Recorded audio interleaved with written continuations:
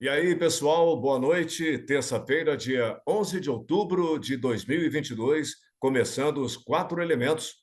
Hoje discutindo assuntos relacionados ao segundo turno das eleições.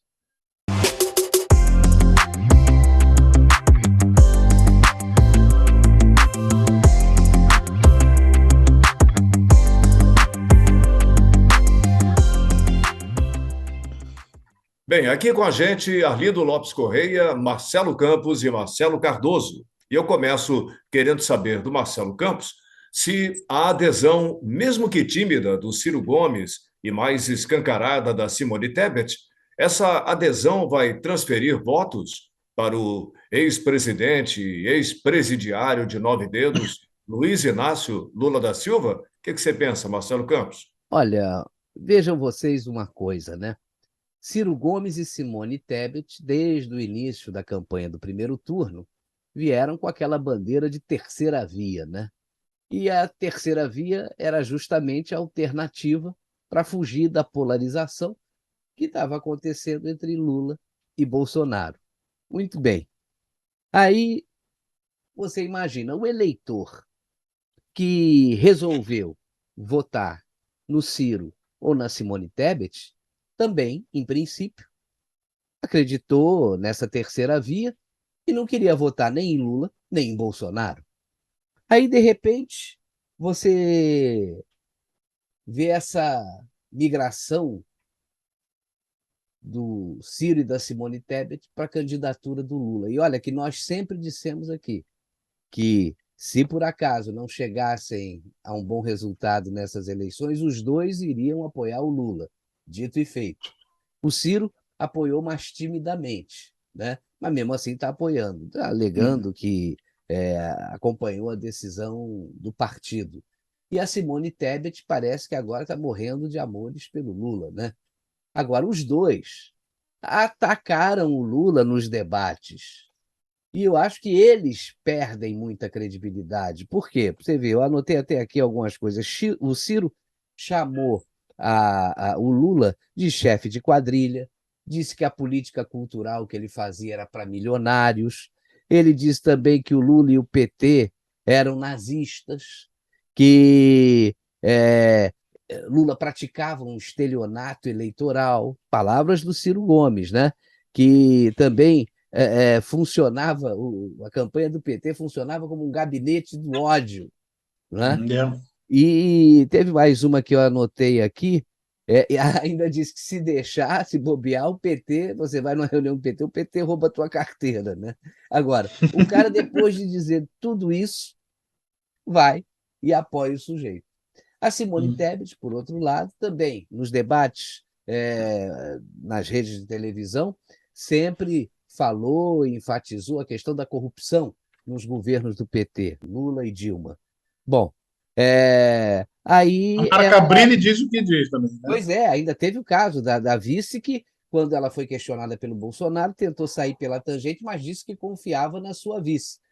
Ora, a vice disse que o Ronan Pinto, né? O Ana nome Maria dele, Pinto. Ronan Maria Pinto. Ana Maria Pinto. Ronan Maria Pinto tinha pedido dinheiro para não revelar que o Lula tinha sido o mandante do assassinato de E Celso Daniel. continua sustentando isso até hoje. Pois é, Ela aí não você vê, desdisse. quando o candidato age dessa maneira, fala tudo isso, é, fala da corrupção do governo Lula e agora se junta a ele, pô, eu acho que ambos perderam a credibilidade. Vai ter transferência de voto? Alguma. Acho que a maioria já teve no primeiro Já turno. houve. Foi o próprio Já houve. PT, que foi o próprio PT que desidratou a candidatura de ambos. Agora, o Datafolha, que faz pesquisas e a gente já sabe como é que andam essas pesquisas do Datafolha, mas teve uma pesquisa feita um pouco antes do, Primeiro turno? do primeiro Pleito. turno, dizendo o seguinte, que achavam que 42% dos eleitores de Ciro migrariam para o Bolsonaro e apenas 31% desse total de eleitores do Ciro para o Lula. No caso da Simone Tebet, a situação já era um pouquinho diferente, porque ela conseguiria levar para o Lula cerca de 31% dos seus votos e para o Bolsonaro apenas 29%. Eu não acredito nisso. Eu acho que você vai ter ou muita gente votando em branco, ou anulando o voto, ou migrando para o Bolsonaro. Porque o Lula não dá, É né? aquela história. É A bandido. pergunta que se está fazendo também é o seguinte: o Lula agora é inocente ou a Simone Tebet e o Ciro Gomes resolveram entrar para a quadrilha também? É isso aí que se pergunta nas redes, né? Pois é. E só para terminar, você vê, né? A Simone Tebet foi tão mal das pernas que na cidade em que ela foi prefeita por 2 vezes lá no Mato Grosso do Sul, Três Lagoas, ela teve 5,7% dos votos e o Bolsonaro 52%. Então, você vê que essa questão de Prova acabou. transferência de votos é muito relativa. Eu não acredito. Eu acho que se alguém for beneficiado por essa transferência, acredito que seja o Bolsonaro e não o Lula. Ó, se afogou na própria lagoa, né? Pois é. É. É verdade. Agora, Arlindo, nós temos um número grande, né, de abstenções, cerca de 30 milhões de votos nulos também, e em branco, né, 30 milhões de abstenções, votos nulos e votos em branco, né? Bom, algo em torno de 4 milhões. Vamos nessa. Muitos especulam que esses votos e essas abstenções estão ligadas a pessoas que não queriam votar nem em Lula e nem em Bolsonaro. Você acredita nisso? Como o presidente Bolsonaro pode reverter, né, as abstenções e votos nulos e brancos? O que é que você acha disso?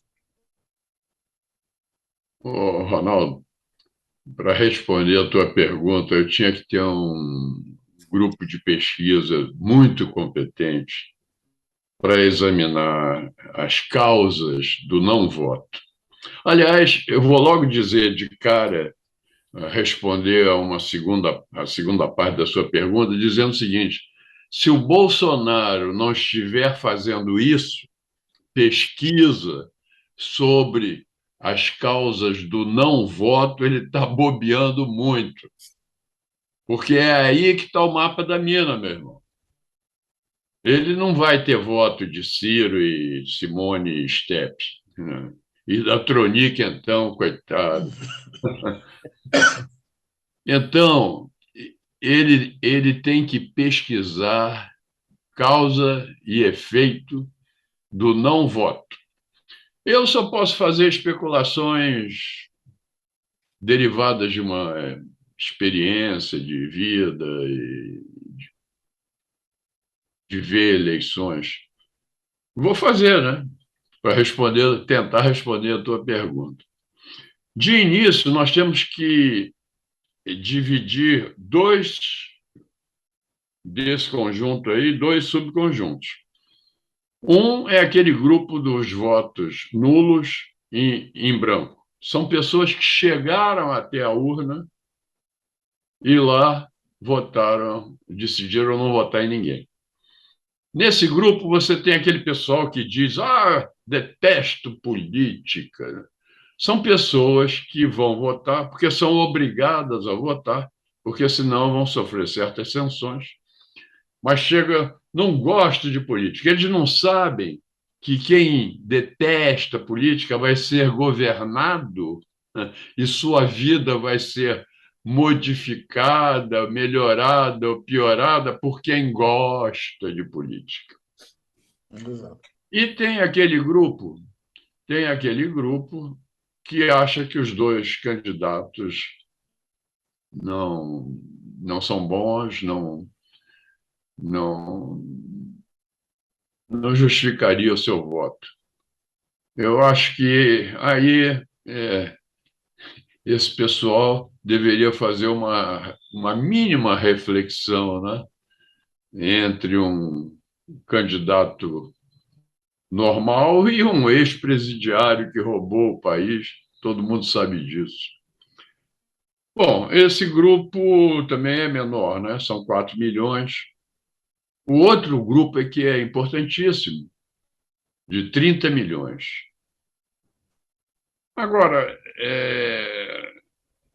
e desse grupo de abstenções, você tem uma grande parte, porque pelo menos foi a minha sensação ao ver o que é que aconteceu aqui no Rio de Janeiro, e principalmente nas sessões onde eu estava votando e próximas.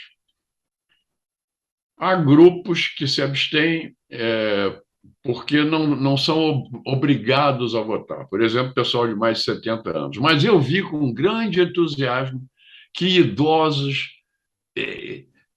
cadeirantes, de muleta, de andador, estavam frequentando em massa a minha sessão. Só que a desorganização foi tão grande que muitos voltaram para casa sem votar, desalentados. E outros não foram votar. Há algumas coisas que Bolsonaro pode fazer. Por exemplo, sabe-se que aqui no Rio de Janeiro corre a história de que nas favelas, em várias sessões, havia bandidos lá, até de fuzil, coagindo as pessoas a votarem em quem eles mandavam. Então, o envio da Força Nacional, das tropas, das Forças Armadas, para esses lugares onde a eleição não é segura, é uma coisa tradicional. Se faz desde que eu me entendo. Por que não pode ser feito agora no Rio de Janeiro? Por que o nosso governador Cláudio Castro não pede essa ajuda, essa garantia de segurança nas sessões dentro da área de influência das comunidades? É uma coisa que pode ser feita. O acesso de ribeirinhos que moram longe das sessões eleitorais também pode ser facilitado. Há muitas coisas que o Bolsonaro e o governo federal e os estaduais podem fazer. Mas há uma coisa intransponível, né? É a má vontade do TSE contra o Bolsonaro. Tudo que ele posta que não é adequado para o Lula é retirado. O PT já sabe, vai lá, pede e retira. E o que o PT coloca, chamando o Bolsonaro de tudo que é possível, continua lá e nada acontece. Não é? Então, isso aí é intransponível, é intransponível. Mas eu volto a afirmar, Bolsonaro tem que fazer, já devia estar fazendo, pesquisa sobre as causas da não votação e tentar falar o que essas pessoas precisam e querem ouvir. Eu vou dar uma dica que eu considero essencial. Grande parte do povo não compreende o que significa para a vida deles a corrupção, o roubo do dinheiro público. Acha que é o dinheiro do governo, eu não tenho nada com isso. É incrível, mas há milhões de pessoas que raciocinam assim. Então, uma coisa que Bolsonaro poderia fazer é, por exemplo, ao mesmo tempo que mostra as suas obras, dizendo, por exemplo, eu dei 420 mil títulos de propriedade. Se o Renato Duque, que devolveu 965 milhões, não tivesse roubado esses 965 milhões, com eles eu poderia dar mais tantos títulos de propriedade, poderia, em vez de construir as 400 mil casas que eu construir mais 200 mil. Traduzir o que o Barusco, gerente da Petrobras, devolveu 100 milhões de dólares, 98 milhões de dólares. Gerente, ele não era o diretor, não. Gerente. O que isso representa em termos de escolas que poderiam ser construídas? Então, porque eu construí tantos? Enfim, eu acho que o Bolsonaro teria que, ao mesmo tempo que mostra o que ele fez, mostrar o que ele poderia fazer a mais se o dinheiro roubado por Lula e sua quadrilha não tivesse sido roubado, para ver se o povo entende que corrupção arrebenta com qualquer país. E foi o caso do Brasil durante muitos anos. O povo, olha, por incrível que pareça, tem muita gente que o vândalo, ele quebra um negócio qualquer, eu vou lá, dou-lhe uma bronca, ele diz, isso é da prefeitura. Quer dizer, é da prefeitura, o imbecil não sabe que o da prefeitura, quem vai pagar é ele e eu, né? E os outros. Então, acho que a reversão pode acontecer por aí, pesquisa, saber onde botar a, a mensagem certa e deixar um pouco de discutir, de ser beligerante, né? Estamos na hora. Faz como o Lula fez, que enganou todo mundo naquelas eleições. Lulinha, paz e amor. É isso aí. Bom, Marcelo Cardoso, você vê a possibilidade do Bolsonaro crescer em regiões em que ele foi vencedor no primeiro turno e naquelas regiões em que ele perdeu para o Lula? Olha, vejo sim. Eu acho que existe uma tendência de o Lula se desidratar, muito também por coisa dessa beligerância a qual o Alinho se referiu agora, porque a campanha da esquerda está muito nervosa. Eu acho que a perda do primeiro turno foi muito sentida, está muito ressentida, e eu acredito nessa reversão. O próprio, depois mais tarde vou falar disso, o próprio ex-diretor do Datafolha também diz isso, acredita na possibilidade de um revertério e tal. Mas, enfim, vamos lá. Temos aí casos como Minas Gerais, aquela aparente disparidade, por que que o Zema ganhou em primeiro turno e você não teve o Lula como vencedor, apesar da grande votação, inclusive para os cargos de senador, deputado federal.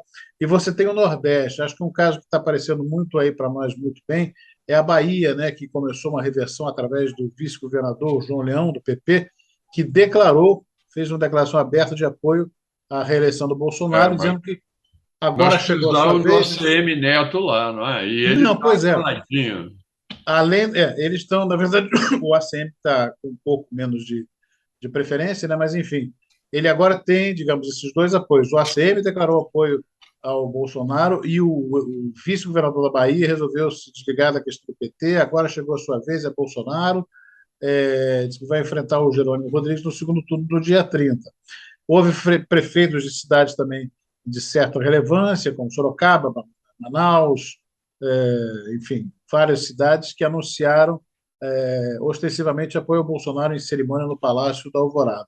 A gente tem as forças políticas que vieram por aí, né, que surgiram já eleitas, estão consagradas, como o Mourão, no Rio Grande do Sul, que está apoiando aí a eleição do Onyx, como tem o Marcos Pontes em São Paulo, apoiando também o Tarcísio. A gente tem, aqui no Rio, tivemos aí o Pazuello, tem a Tereza Cristina, tem que desbancou a Simone Tebet, razão pela qual, inclusive, ela não concorreu, né, ao Senado. A Damares, que foi absoluta, Ricardo Salles, Marcos Frias, quer dizer, existe uma turma que veio aí para contribuir, existem os governadores que já estão eleitos, Cláudio Castro, no Rio, o Zema em Minas Gerais, outros tantos, que estão somando forças com o próprio Bolsonaro. Eu acho que, nesse aspecto, quer dizer, toda a onda que veio por conta da eleição dos apoiadores do Bolsonaro e dos próprios integrantes do PL que se elegeram, isso é uma força muito importante e vem a reboque também essa turma que está concorrendo aí para ainda segundo turno, 6 dos 8 governadores que se estima que possam vir a ser eleitos aí, que sejam eleitos, queira Deus aí, com apoio ao próprio Bolsonaro. Eu acredito nessa reversão, sim. Existem manobras que estão ainda, vamos dizer assim, obscuras, né? Quer dizer, o Lula está tentando tirar um proveito aqui no estado do Rio, especificamente na região da Baixada, com a questão do Vaguinho, né? O prefeito de Belfort Roxo, que conseguiu eleger a mulher que já era deputada, ela foi reeleita como a deputada federal mais votada do estado do Rio, e também por apoio dele, o deputado estadual mais bem votado, Daniela do Vaguinho, mais Canela, e prevê-se um acontecimento nessa terça-feira agora, dia 11, como apoiando a campanha do Lula.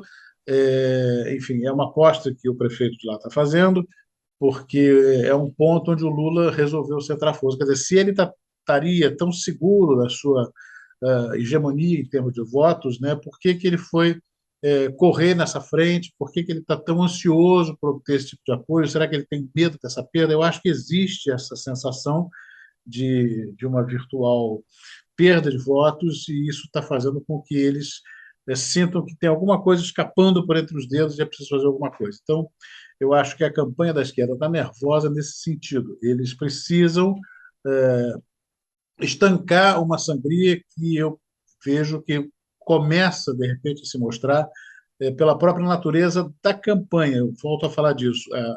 A forma como o Lula, o PT, a propaganda eleitoral agora do segundo turno está abordando as questões de uma maneira muito virulenta, muito beligerante, atacando o Bolsonaro sem propostas. Até hoje ninguém sabe quais são os planos de governo do Lula. Por que um segredo tão grande? Ele fala tanto dos 100 anos de segredo no negócio do Bolsonaro, mas ele mesmo não revela os próprios planos de governo, a questão de desarmamento, a questão de liberdade de expressão, a questão do próprio Supremo, como é que isso anda daqui para frente.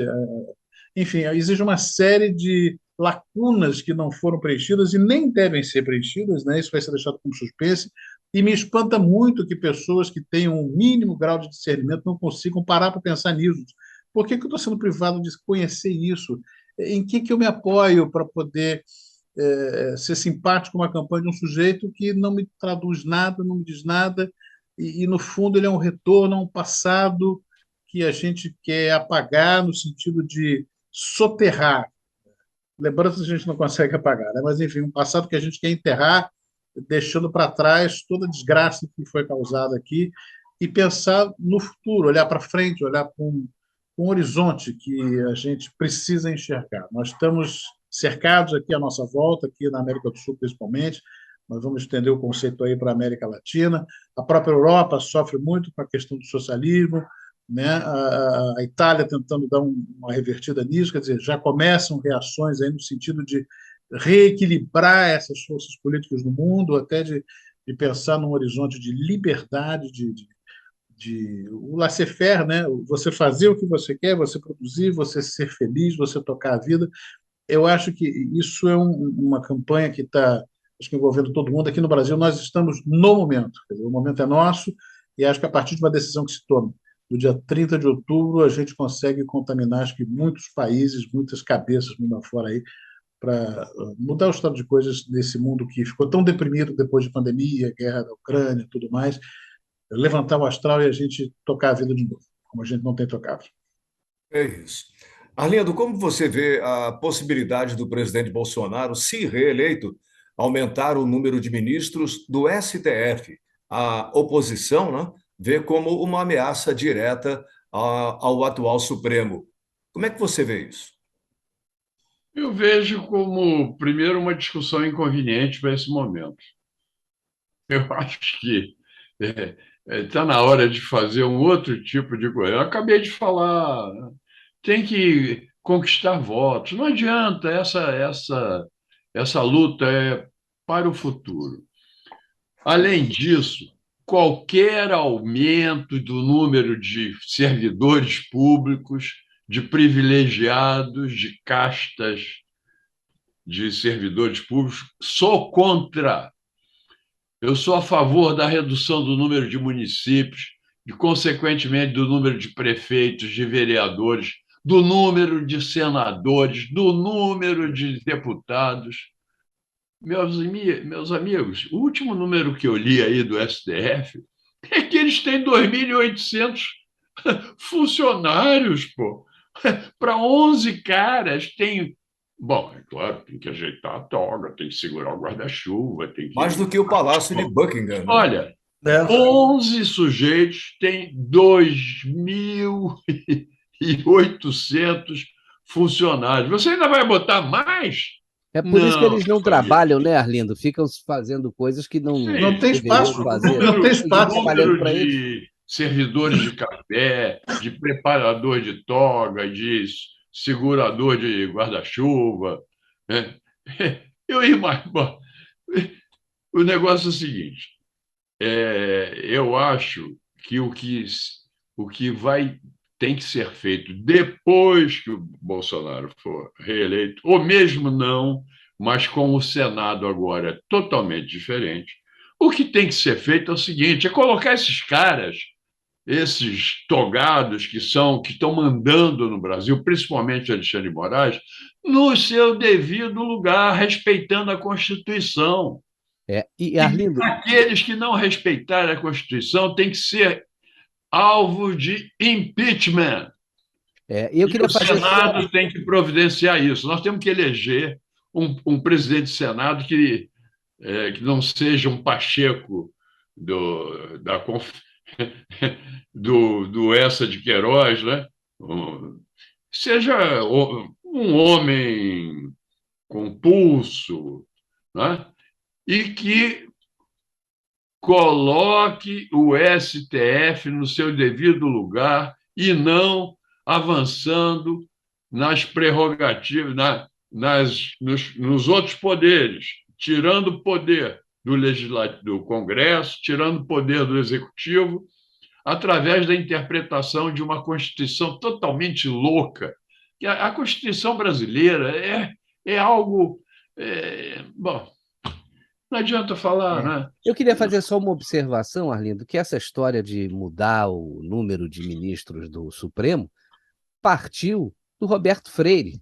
E na entrevista que o Bolsonaro fez naquele podcast lá, ele teve uma entrevista muito boa e o pessoal não teve o que falar. Aí pensaram esse negócio. E o Bolsonaro mesmo disse o seguinte, que ele até recebe um monte de propostas, até que estudaria, mas que isso não dependeria dele, isso depende do Congresso. Eu Agora, sei. existe uma maneira muito melhor de se resolver o problema, é acabar com a PEC da Bengala, porque aí mais dois vão embora. E você começa a equilibrar as forças e começa a botar o Supremo no seu... Você falou em Roberto Freire, Oi, Roberto? do Cidadania. É, Isso é Partido Comunista pois é. antigo. Adoro uma nomenclatura. Pô, nomenclatura. Mas quem partiu, Meia quem dúzia iniciou de esse caras. tipo de comentário foi ele. E depois, quando o Bolsonaro se posiciona quando indagado, aí fazem aquela tempestade em copo d'água, né? Esse é que é o problema. É preciso, Não né? é a hora de discutir isso. O Bolsonaro tem que se concentrar na campanha eleitoral para ganhar É isso mesmo. a eleição. Pô. É isso. Depois se resolve, tudo se resolve. Pois Claro, é, com o Marcelo Senado que Cardoso. nós vamos ter, Tá. nós vamos poder, temos que colocá-los jogando dentro, como diz o Bolsonaro, dentro das quatro linhas. É isso. Esse é Não o conceito. aumentar número. Eles vão continuar lá embarreirando, vão Claro. pedir vista, né? Aí É. ficam 10 anos com o processo embaixo do braço, né? Quantos milhares de... Aí é uma coisa interessante. Com esses 2.800 funcionários, eu gostaria de saber quantos processos estão lá sem julgamento há 5 anos, 10 anos, etc. É isso aí. Diga, Marcelo Ronaldo. Bom, uma pergunta para você. Deputados e senadores estão articulando a criação da CPI dos institutos de pesquisa.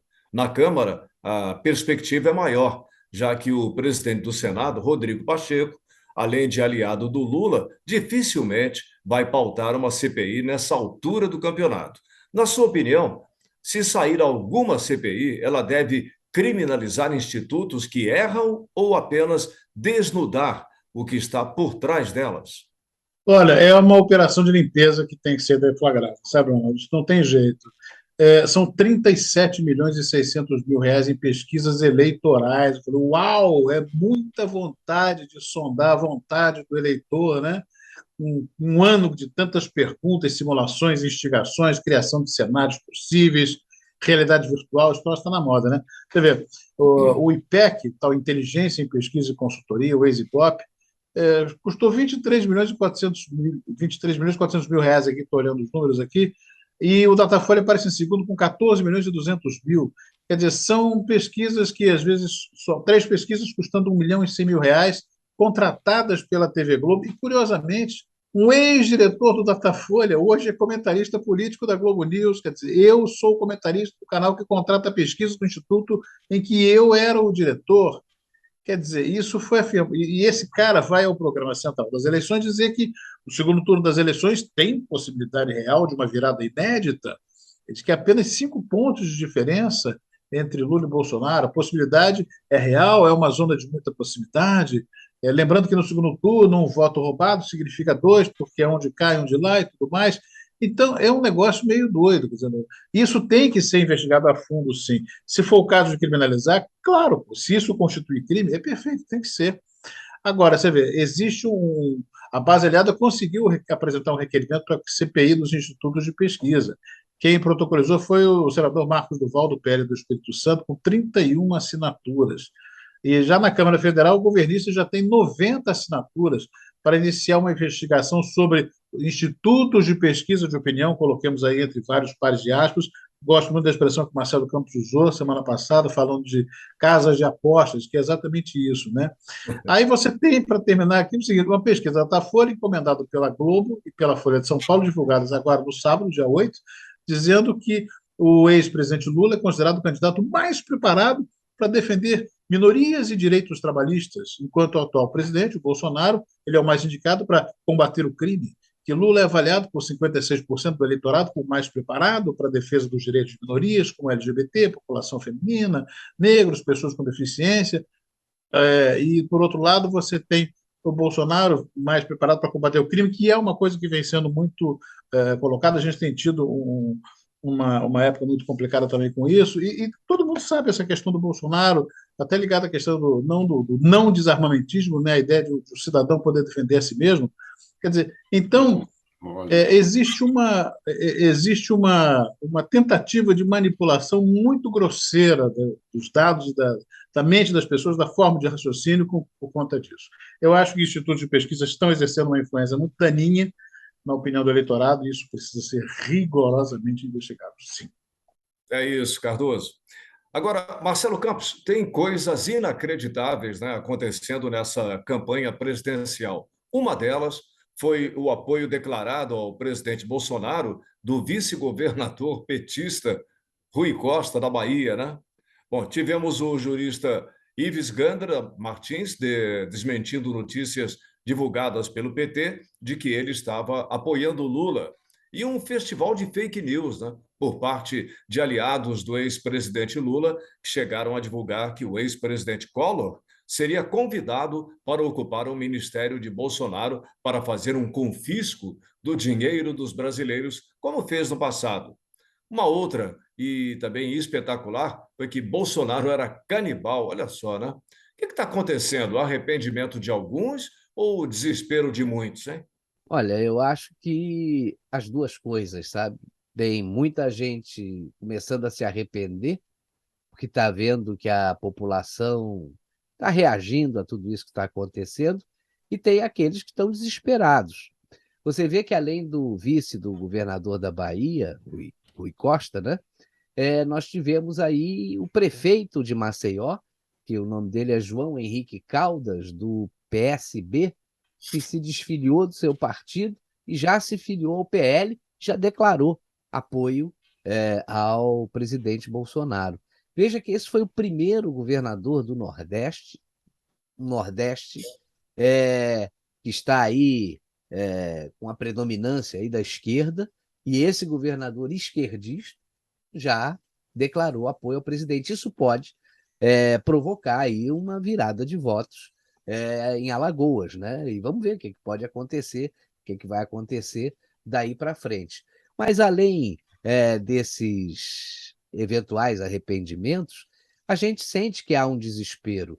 E, para mim, esse desespero começou justamente com o resultado do primeiro turno, porque os petistas já estavam cantando vitória antes do tempo, né? Todos achando, até pelo que as pesquisas apontavam, que o Lula estaria eleito no primeiro turno, e não foi isso que aconteceu. Você vê que eles tinham preparado até festa na Avenida Paulista. E, apesar do Bolsonaro ter ficado atrás, tendo aí uma diferença mais ou menos de uns 6 milhões de votos, o Bolsonaro foi o grande vencedor desse primeiro turno, na medida em que ele colocou um número enorme aí de senadores, de deputados e também de governadores. E ainda tem um bom número aí de governadores que têm perspectivas grandes de vencerem as eleições, e também são aliados aí de primeira ordem, né? Então, eu acredito que realmente os petistas e os esquerdistas, de um modo geral, estão desesperados. Você vê até, rapaz, a ponto de usarem esse tal de Janones, né? Porque esse cara é um desequilibrado, né? Então está fazendo o que está fazendo, espalhando fake news, e o engraçado é que o TSE não se manifesta, né? Não, Quando a não é que coisa é para o lado de lá, há todas as sanções possíveis e imaginárias. Quando acontece no lado de cá, há liberdade de expressão, né? até proibir campanha de saúde pública, vacinação de poliomielite, até O nisso. que foi um absurdo, né? Hein, Arlindo? Você viu proibir o ministro da Saúde de fazer uma campanha em prol da vacinação de uma doença que, em tese, teria sido erradicada e que agora começa a Desde voltar aí. 1994 que Pois não é. existem casos, 28 anos. Quer dizer, e você tem o depoimento, quer dizer, o chamamento do ministro está no site da Jovem Pan e eles fizeram esse serviço público de divulgar, já que nenhum outro meio da mídia, né, nenhum outro veículo da mídia se interessou em fazer, a Jovem Pan tomou para si essa responsabilidade, fez e foi à frente. É.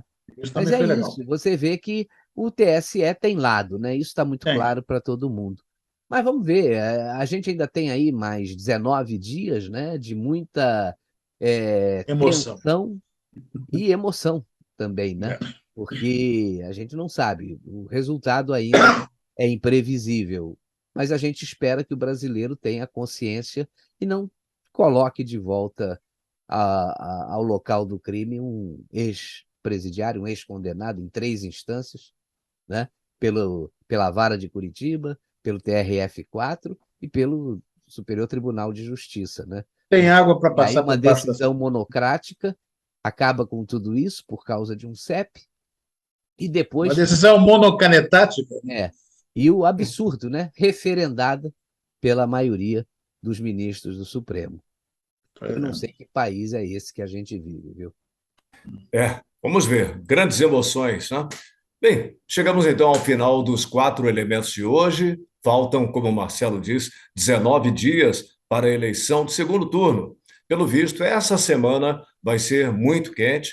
Nós teremos, inclusive, o primeiro debate entre Lula e Bolsonaro programado para o dia 16 de outubro, promovido pelo pool formado por Folha, UOL e TVs Bandeirantes e Cultura. Na semana que vem estaremos de volta para comentar mais assuntos relacionados às eleições. Uma ótima semana para todo mundo. Valeu a companhia. Um beijo grande. Valeu, tchau.